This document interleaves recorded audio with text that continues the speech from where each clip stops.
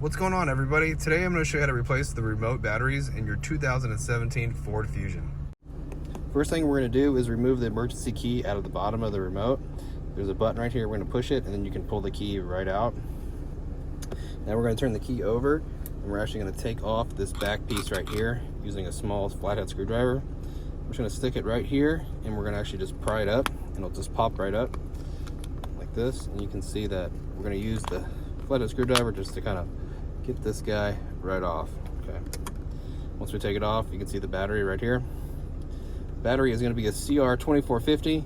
I'm going to leave a link down in the description box below where you can pick up a set of batteries if you need some new batteries if you haven't bought any already. But right here is where you're going to pry the battery out, pull it right out.